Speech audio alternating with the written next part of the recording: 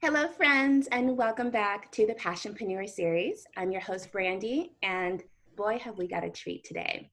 So, we've spent a lot of time talking about marketing and branding, logo design, even websites, even going as far as the financial side of your business. But today, I really want to take a deep dive into the heart of our business, which is our customers. How amazing are our customers, our clients, whatever you want to call them, but they are the lifeblood of our business. Did you know that it takes actually more money and more time to acquire a new customer?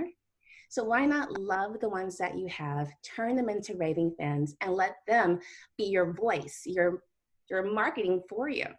So today we have Dan Gingiss on board. Hi, Dan. Hey, Brandy, thanks so much for having me. Absolutely. Where are you calling in from? I am in Chicago, just outside in the suburbs of Chicago, where we finally have some spring-like weather. We've been waiting a long time. I was just going to ask how the weather was, if you were still getting snow or has that passed. I think it's past, knock on wood. That's awesome. Well, thank you so much for being on the show today. It means so much to me to have you here. My pleasure. I'm excited for the conversation. Yes. And of course, being the expert at customer service, customer experience, I know you're going to just give us so much to go with today. So let's just get to it. I just want to mention before we get started that you are the founder creator of the Experience Maker, which I definitely want to know more about. And we'll get into that.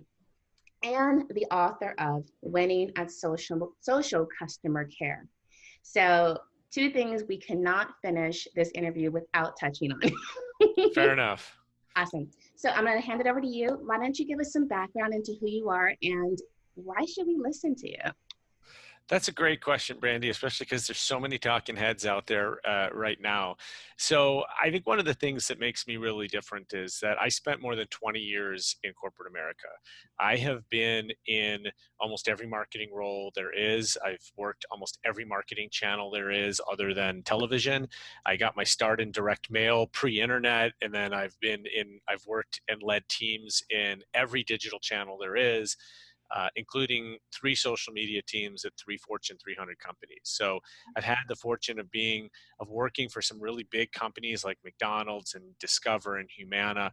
I've also worked in the B2B space a couple of times as well with smaller companies. So I have a lot of practical experience having done the jobs that I'm now often consulting with, right, or talking to if it's a presentation on a stage. And so I think that gives me a certain level of credibility because I can relate with the people that I'm talking to. I'm never going to suggest to somebody to do something that I know their legal department's not going to approve, because I've spent hours talking with lawyers, corporate lawyers, about what we can do and what we can't do. And so I have a good sense for the steps that have to be taken and the approvals and the red tape that everybody has to go through, that I always try to recommend things that avoid that and that are really simple, practical, and inexpensive, because that's what we're all looking for. So I spent the 20 plus years in corporate America, and then I decided that I was tired of working for the man and I wanted to work for the Dan instead. And I started my own company called the Experience Maker. And that really comes from the fact that when I was at Discover, I was recruited to one role. My last role there was the head of digital customer experience. And it was really interesting that I was recruited to it internally, because at the time I had not really done a lot of work in digital and I had done no work in customer experience. And so I asked the chief digital officer who recruited me, why did you pick me for this job? And he said, because I've watched you in meetings and you are always the person that is wearing the customer's hat. You're the person that is representing our customer in the room, and we need to do that more digitally because we don't do it today. And that comment, it was a great compliment, and it struck me because it was something that I hadn't even thought about myself before. Like that wasn't necessarily a skill that I realized I had until I went back and sort of recounted other elements of my career, and I think I realized that he was correct. And over time, what I realized is that in every company, you need somebody, and usually more than one somebody, to be that experience maker, to be the person who is going to focus every business decision from a customer's perspective, true customer centricity. And that to me is what the experience maker is. And so it's not meant to describe me, it's actually meant to describe what I hope to achieve for clients and audience members that hear me speak. Is I want everybody to hear from me and then go back to their own business and become the experience maker at their business. God, I love that. Having spent a number of years working in hospitality, from the restaurant industry to hotels, spas, um, that to me just seems like common sense. It You know, does, and yet, when I ask audiences, how many of you remember the last time you had such a remarkable experience with a company, a brand, a restaurant, whatever, that you couldn't wait to tell people about it? Your friends, family, social media followers, whatever. And you'll get 3 or 4 hands out of a room of 500 people. And then you say, now, how many people in the room remember the last time you were disappointed by a brand? And every exactly. hand goes up, Yes. right? So that's the problem, is that, and what I try to teach is that by creating positive experiences, we know from research that people are actually more willing to share positive experiences than they are negative experiences. The problem is, as consumers, we don't have very many positive experiences, at least not ones that we want to share. And so the companies that can figure out how to create shareable experiences can really win the word of mouth marketing game, because just being a little bit better than ordinary, a little bit better than everybody else, is enough to stand out and to create an experience that people say, wow, that was really great. I want to tell people about it. Mm. Okay, so I have to ask this question. I didn't want to, but I can already feel Bring it on. people thinking about this. What about sites like Yelp?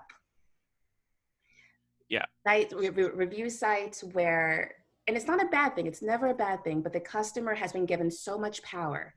And that's, Yelp, Google Business, for example, Google Business Review. How do we work with those sites and really try to get the best instead of the worst out of them? Yeah, so there's no question that ratings and review sites play a role, and depending on the industry, you mentioned hospitality and restaurants, where they play a bigger role than in other industries, and they are important. But you kind of already said it. A lot of times, there's nothing you can do about it, right? There's some of those sites don't even let companies respond, which is mind-boggling to me. Right. But my suggestion always is, if you are able to respond, you should, even if it's anonymous. You obviously are not going to be able to solve the problem for an anonymous person, but you can still be apologetic. You can promise to look into it. You can basically just show that you're engaged. But if we back it up a step, my feeling is that you first have to change. You have to be culturally aware enough to want feedback from people and to not be afraid of negative feedback. I always say that complainers complain because they care. If they didn't care, they would just move on to your competitor, right? It's not hard for me to find the next spa or the next restaurant or the next hotel. There's plenty of them available. So if I didn't care, I would just move on to your competitor. But I do care. And that's why I'm complaining, because I genuinely want you to A, know that I had a bad experience, and B, hopefully resolve it so that I can continue being your customer.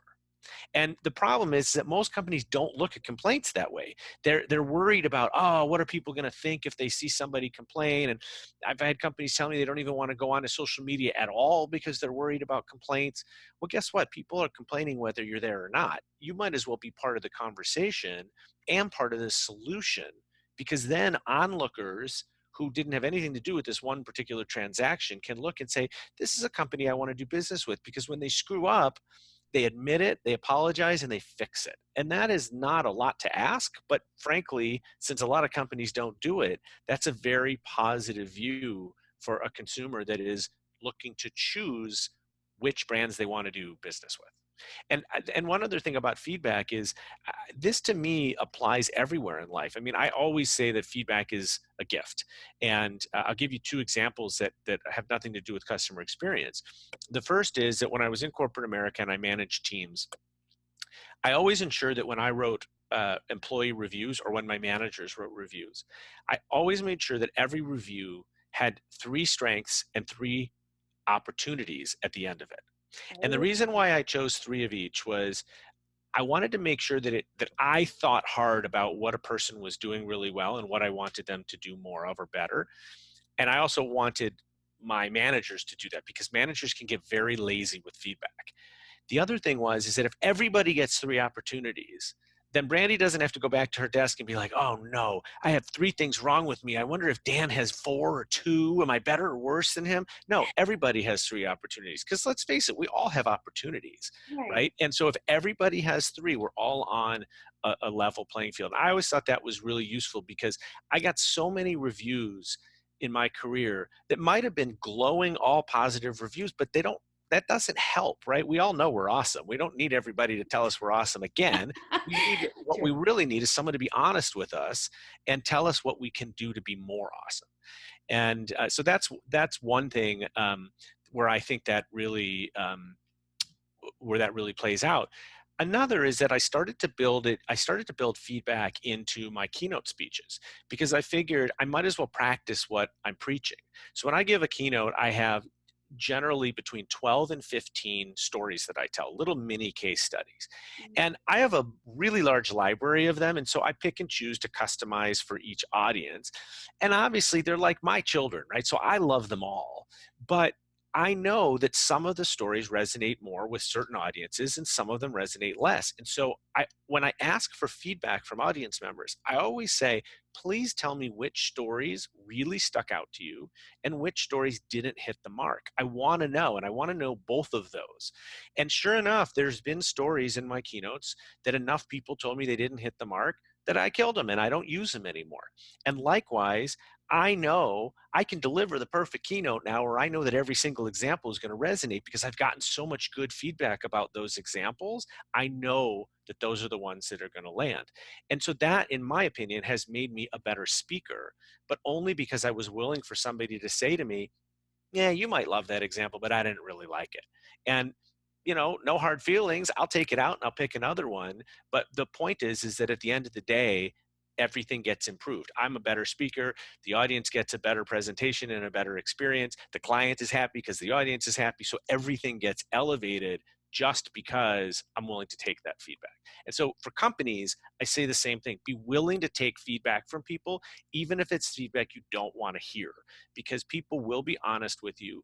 They will tell you how to improve your business so that more people like you, more people compliment you. And then the result, long answer to your short question, Brandy, is that you'll start to see better reviews on those sites because you fixed the problems that people are complaining about in the first place.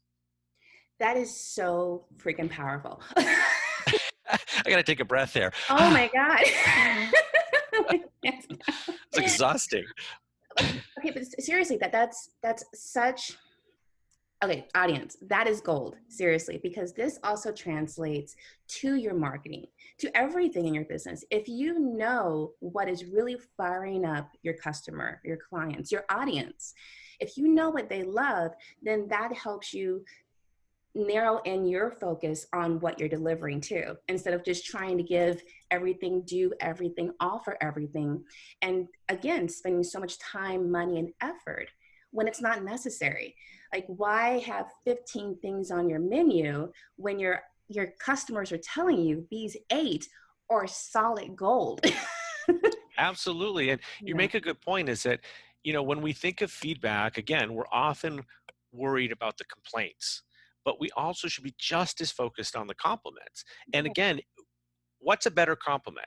Hey, this restaurant is awesome, or you serve the best meatloaf in America, right? Because that's a specific thing that you now know, oh, people like my meatloaf. I should be doing more of my meatloaf, right? Exactly. That shouldn't be a special. That should be a constant menu item, Right. right? We want to know what to do more of, as well as what to stop doing. And I think when you get, the best feedback is the specific feedback.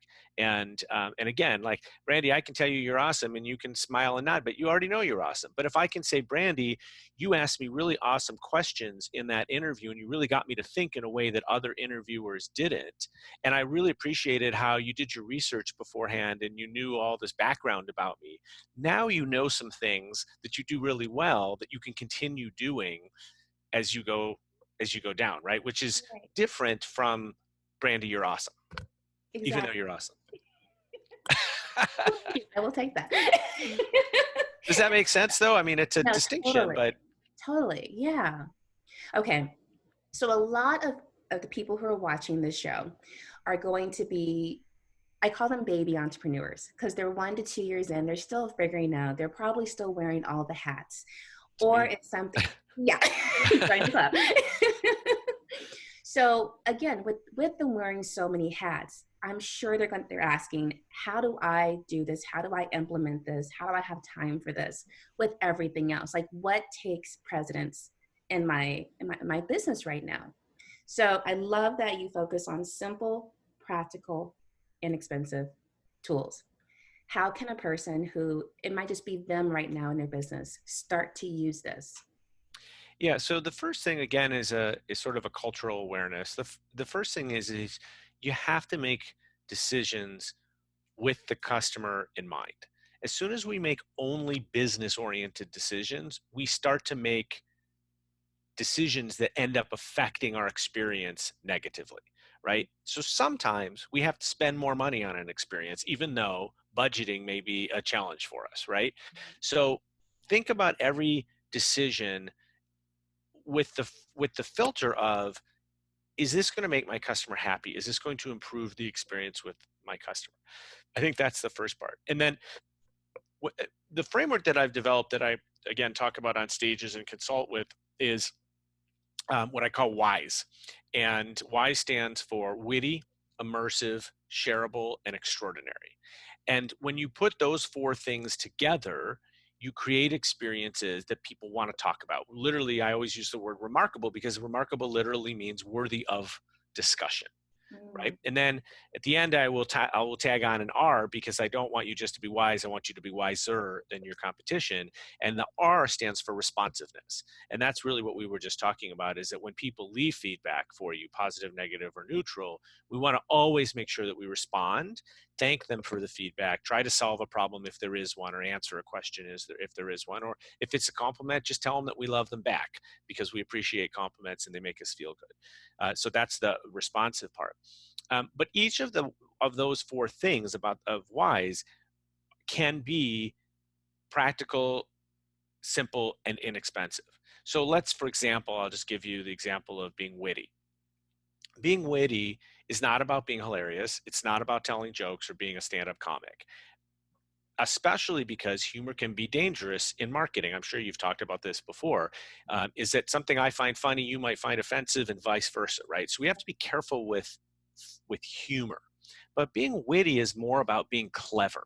It's about using words that maybe are unexpected, or just using words that are more friendly and fun than the typical words that we use today. This can be done in marketing. It can be done in your contracts, in your billing statements, on your website, in any communication that you have with customers. You can show personality and cleverness and some fun. So one of my favorite examples that I love to tell is a company out of Malaysia called iFlix. It's a Asian Netflix competitor. And I interviewed somebody from iFlix a number of years ago, and I was scheduling the call with them, and we were exchanging some emails back and forth. And iFlix, just like many big companies, although not many entrepreneurs, but you guys will all relate to this, has this disclosure at the bottom of their email that says, if you are the unintended recipient of this email, you must delete it and not tell anyone, or we have the right to take your children, and whatever it oh is. my It's that God. long disclosure, right? And of course, most of us don't read that because it's just rubber stamped. Well, iFlix's corporate emails, at the bottom of the email, there is a disclosure, and the first three words of the disclosure, all in capital letters, are covering our butts. Now, when you see covering our butts at the bottom of an email, what do? You read on, Right. right? And the rest of that disclosure is hysterical. But what you can tell about it, it's like a bad joke. A lawyer and a marketer walked into a bar and they had a drink together and they designed this disclosure because you could tell that the lawyer had some input. There was even a part in it where they used the word disseminate, and that's a big lawyer word, right? Then Yeah. in parentheses they wrote, it means spread. because they understood that a lot of people are going to read that word and have no idea what disseminate means, except lawyers know what disseminate means, right? Yeah. So this is a perfect example of being witty in a place where it's completely unexpected, and yet it makes such an impact. I love to show, and it's a little easier to be visual with this, but I take pictures of signage all over the place, especially in hospitality. If you think about when you walk into a restaurant or a hotel, how many signs we see. And Just every one of those signs is an opportunity to be a little bit clever, a little bit witty, to have a little bit of fun, right? Please wait, for the next attendant is not fun, right? But there is a great one, a coffee shop that I talk about, where I show a sign, and I can't remember exactly what it says, but it basically says, hang tight, we'll be with you in just a sec. And it's like, wow, that's just more friendly than right. please wait for the next attendant. And so every time you communicate with your customer, there's an opportunity to do this. And the reason why I call it simple, inexpensive, and practical is, if you think about it, changing the words in your communication should, in almost any case, cost you nothing, right? I mean, sure, Right. if you've got a big billboard on the side of your building, okay, that may cost you some money, but any digital communication, most written communication, all we're doing is changing words. That doesn't cost anything, right? And it's simple because essentially all you need is a person that's got a little bit of a sense of humor, or that can, crack a smile a little bit, and Yeah. you can make your communications more fun. There's a B2B company called Plannable, and they had this long website, which most B2B companies have moved to now. It's this long kind of scrolling interactive website where you learn stuff, whatever. Well, when you got to the bottom of the screen, it said something around, again, I don't have the exact words in front of me, but it was like, well, now that you're done scrolling, wouldn't it be a great time to take some action or something like that? And then there was a fun button, right? So what was funny about it is I had scrolled and scrolled and scrolled and scrolled and scrolled. And then I get to the bottom and somebody says, well, now that you're done scrolling. And I'm like, yeah, how do they know I was just scrolling, right? And it just sort of felt fun. There's another woman, I don't know if you know Marquesa Petway at all, but Mm. she's in the National Speakers Association with me, and I used her as a speaking coach, and she is just a gregarious, ultra high personality woman who is just so much fun. And on her website, her login button, when you get to get into the private side, says, "Log in, darling." And Oh, it's I like, love that that. is perfectly her personality. And all she did was add the word darling, right? Right. That doesn't cost anything. It's practical, it's simple, but yet it totally stands out, and it makes you smile because you're like, yep, that's Marquesa. Like, I can tell she was behind that.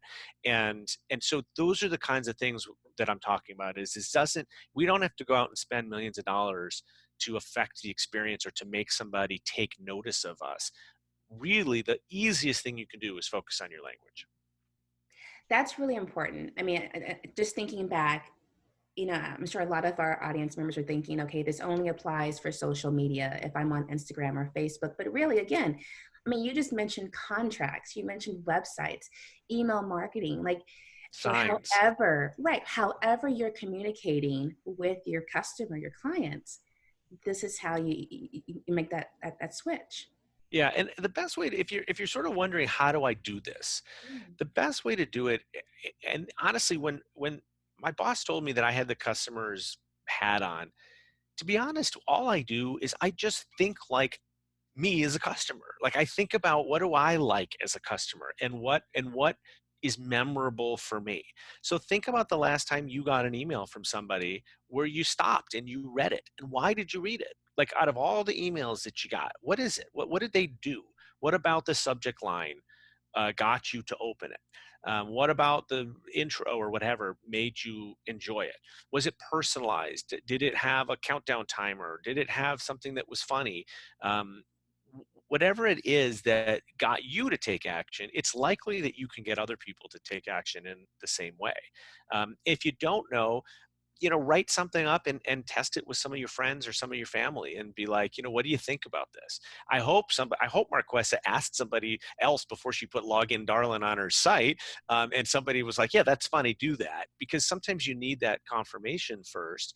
um, but but I think mainly it's just, don't be afraid to have some fun with your customers. I mean, even if you're in a serious business, everybody wants to lighten their day every once in a while, and they remember the companies that help them do that. And so it's okay to not be completely formal, or to have completely legal language, or to use big words. One of the things, I write a lot of words. I'm a blogger, I'm an author. I do not use big words. I was never good at the SAT. And so I don't like to use big words. And I've done a couple of articles actually about both the healthcare industry and the banking industry, where research study after research study shows that they're using words that people don't understand, and yet they still use them. How many people genuinely, honestly, I want you to be honest with yourself, how many people can tell me the difference between APR and an interest rate on a credit card? How many people really understand the difference between a deductible and an out-of-pocket expense and co-insurance? That's true. Or a copay? Those are four, right? Right. Like, there was a study that surveyed a whole bunch of people, and they asked about those four words, and 75% of Americans said, oh yeah, I understand what those mean. And then they said, good, prove it. And 4% got them all right. Are you serious? And yet those four words are used across the healthcare industry today, every single day, on every communication. And they know that people don't understand those words. So again, I would say to your audience, look at your communication. Are you using acronyms? Are you using big words that people may not understand? If the lawyers say you have to use big words, then do what iFlix did and define the word for Right. people. There's nothing wrong with that. So those are the places that I would look. And I think that you'll find some gold, because if you think about how many times we communicate with people, there are tons of opportunities. And you're absolutely right. It does not have to be social media. Yes, the challenge with social media is you're going to want to be humorous. And there are certain brands, Taco Bell comes to mind, Wendy's comes to mind, that sort of can get away with that because that's part of their brand. You and I and most entrepreneurs are probably not going to get away with that kind of a brand image. It's just not going to work for us unless, I mean, I do have a friend who used to be a stand-up comic. He could probably get away with it, but we're probably not going to get away with that. We can get away with being clever and being memorable. That's so cool. I just discovered a trick or tool actually on Google for Business, the Gmail side of it, where they now have this service. It's a few extra dollars a month, but they will actually scan your emails before you send them out and let you know, like on a reading, a school level, what reading level it is, how personable it is, if it's too friendly, if it's too buttoned up. That's and great. and the likelihood that someone will respond. And that's genius. So I like love that. I actually have not heard of that service, but I'm going to check it out. I think that's really smart. it's really cool. If you go under canned responses for Gmail, it's an add-on. But it's genius. So maybe you don't consider yourself witty or clever. This might be a great tool an extension to add to your Google Chrome or whatever, to help you start tinkering with your wording. Yeah, absolutely. That's a great idea. Other things I would look for would be, when people like to be identified with, right? So one of the reasons, and I tell people, one of the reasons I do a bi-weekly newsletter, which is every other week, is because I hate getting newsletters in my email box, right? Just like everybody. So I'm not going to have a daily newsletter or even a weekly newsletter because it's too much. You don't want to hear from me that often, and I know that. So I'm going to keep it to every other week because I get you. I understand that you don't want more stuff in your inbox, and so I'm going to respect that. And I think people appreciate that, right? So again, that comes back to just thinking how you are as a consumer. And the other thing is you can always ask people. Because people love to share their opinion. And if you ask, you will get lots of opinions. Again, you got to be willing to take the bad with the good, but you will get lots of opinions back. Gosh, I can't believe it's already been like having this is Time flies. freaking good. Okay, I want to touch on your book and Okay. how we can get it to learn more.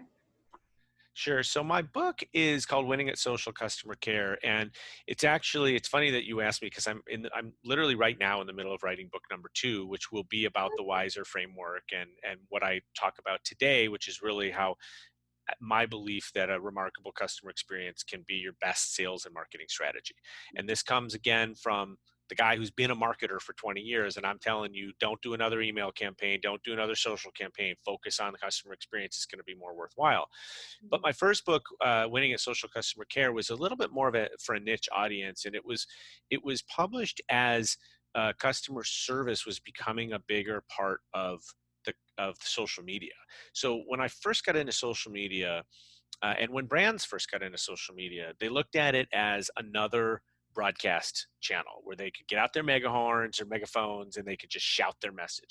I remember sitting in meetings where people were saying, "Hey, we got a great idea. Let's put our TV commercials up on Facebook." And I'm like, people don't want to watch your TV commercial on Facebook any more than they want to watch it on TV, Right. right? So that's not a good idea. Um, and they quickly realized, and I quickly realized, that the difference in social media of any other marketing channel was it's the only channel where people can talk back to you. And I thought that was fascinating. And I was like, wow, this is our opportunity to talk with customers, to like get to know them. I mean, when we think about our customers, not so much in the entrepreneur space, although depending, right? If you're a consultant, you obviously know all of your customers. But when you start printing widgets in a factory and selling them to people online, you don't really know who your customers are. They're Right. just a name and an address.